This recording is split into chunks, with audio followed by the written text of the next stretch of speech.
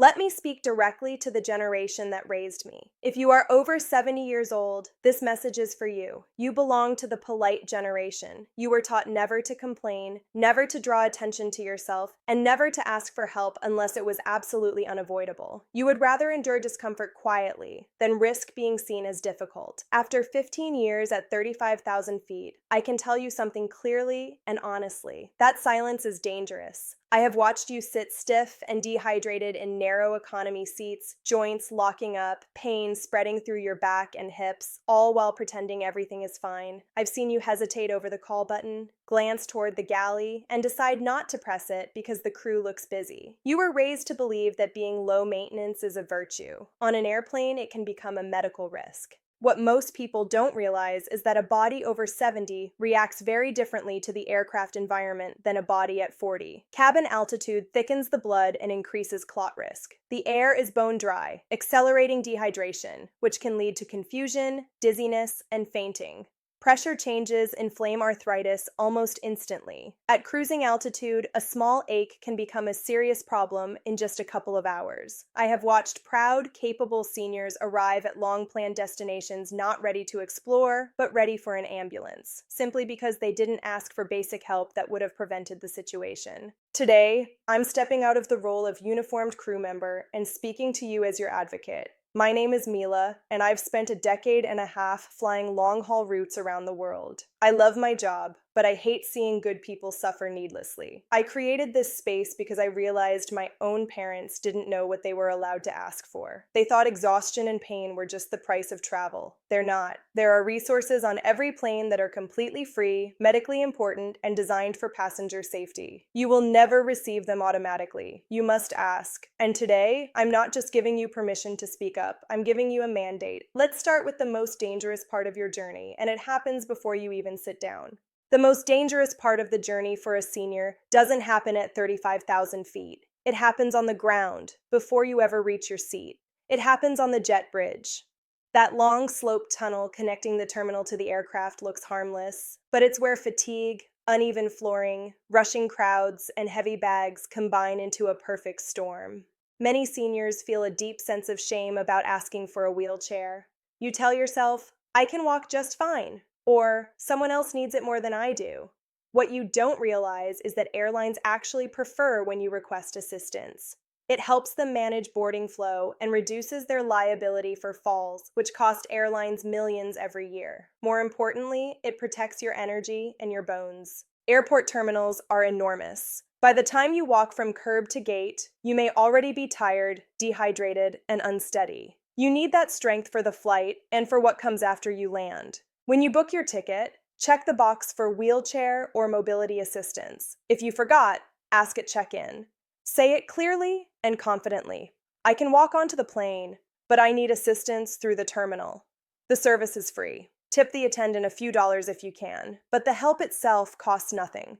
And when you arrive at the gate, don't wait to be called. Go up to the agent about 30 minutes before boarding. Look them in the eye and say, I'm over 70 and I need extra time to get down the jet bridge safely and get settled before the rush. May I pre-board?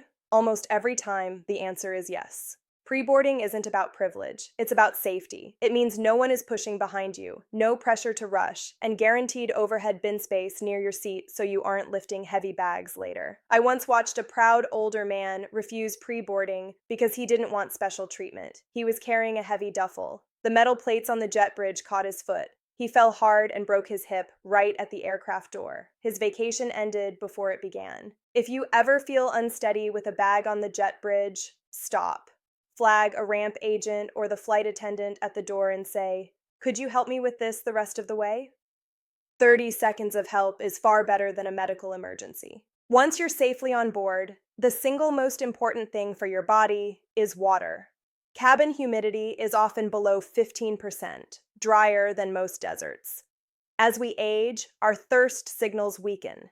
You don't feel thirsty until you're already dehydrated.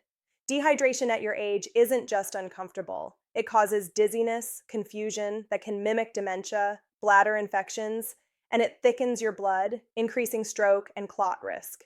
Those tiny plastic cups we hand out aren't enough.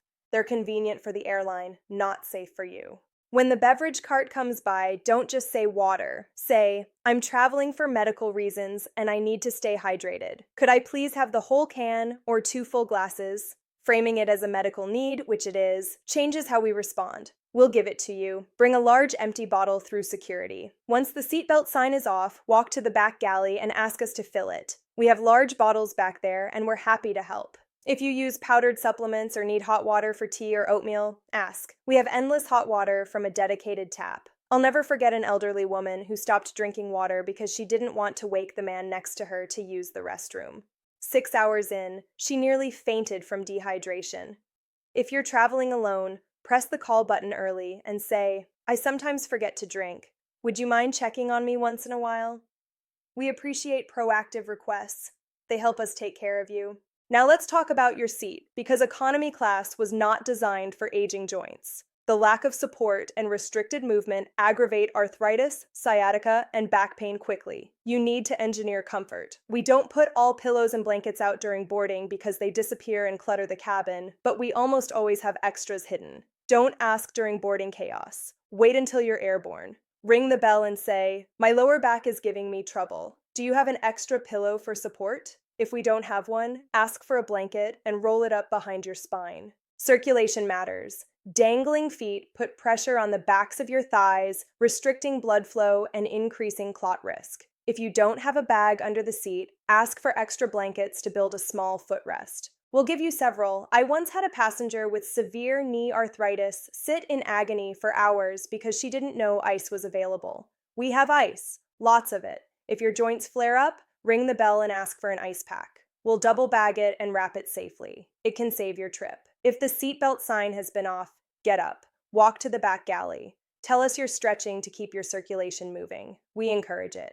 Stand, do calf raises, loosen your back. Movement is medicine at altitude. Now we need to talk about medication, because misunderstandings here can derail everything. Flight attendants are not nurses. We cannot administer your meds, but we are required to support you in managing them. Galley refrigerators are usually off limits for liability reasons, but that doesn't mean you're stuck. If you have medication that needs cooling, don't ask for fridge space. Ask for ice. Say, I need to keep medication cool. Could I have a large air sickness bag filled with ice and extra cups to prop it? We'll double bag ice, keep it with you, under your control. If you use needles or lancets, never throw them in lavatory trash. Every plane has a sharps container. Ask us, we'll bring it to you. If your medication requires food and service is delayed, don't wait. Ask for hot water to make oatmeal or soup you brought. If you need privacy for a medical task, ask to step into the galley briefly. We'll make space. Airplanes are not as clean as you think.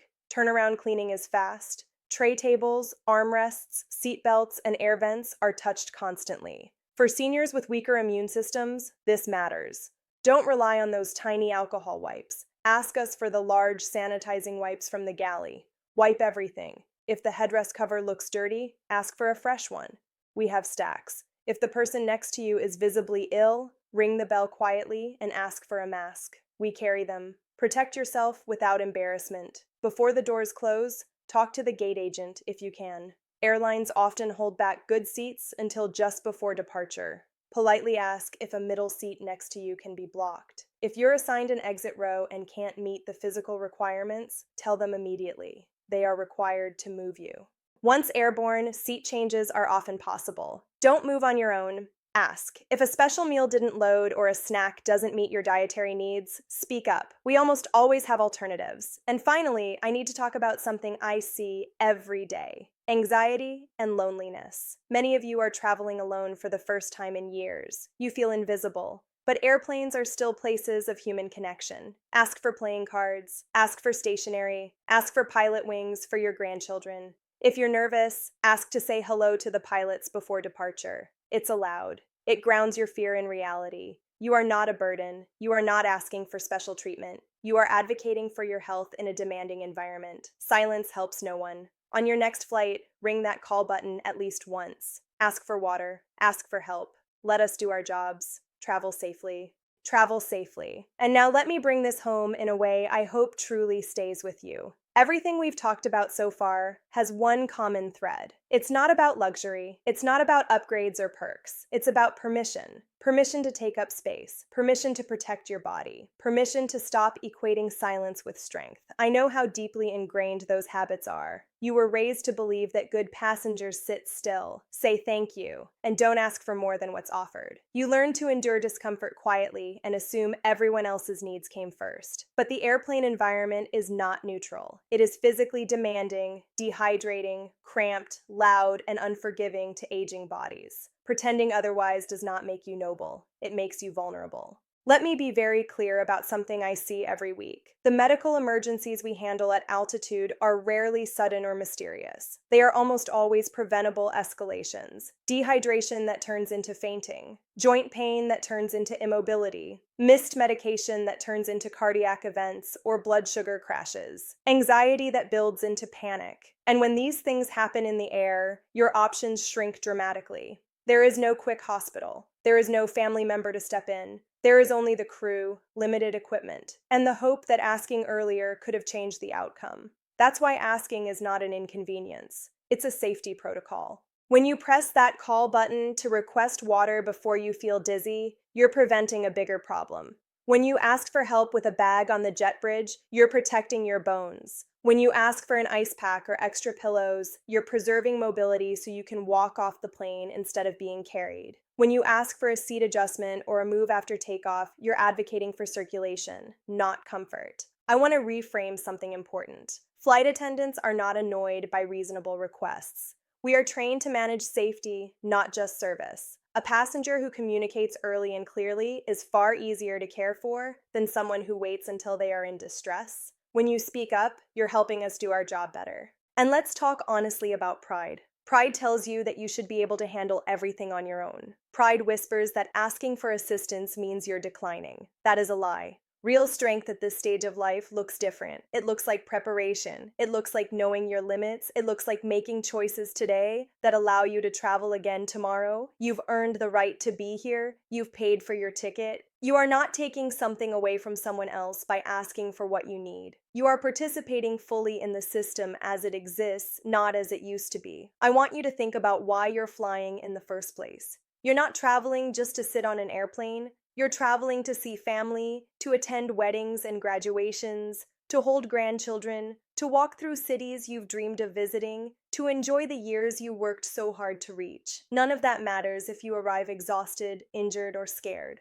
The goal is not just to get there. The goal is to arrive capable. That's why I want you to make a quiet promise to yourself before your next flight. Promise that you will not suffer in silence. Promise that you will press the call button without apology. Promise that you will ask for water, for help, for time, for space. Promise that you will treat your body as something worth protecting, not something that must endure punishment to prove worthiness. If you're traveling alone, remember this. You are not invisible to us. Let us know. Tell us early. We keep an extra eye on solo senior travelers when we know who you are. We check in, we adjust, we care. But we can't help if we don't know. If you're nervous, say so. If you're in pain, say so. If you're unsure about medication timing, food, or movement, say so. There is no prize for being the quietest passenger on the plane. I also want you to hear this clearly. The best flights are not experienced by the people in the most expensive seats. They are experienced by the people who understand how to advocate for themselves calmly and respectfully. Confidence, not confrontation, is what changes outcomes in the air. You are not asking for favors. You are exercising your rights as a passenger and protecting your health in an environment that challenges it. So here is my final request to you, from someone who has watched thousands of journeys begin and end. On your next flight, do one thing differently, just one. Press the call button. Ask for that full bottle of water. Ask for help with your bag.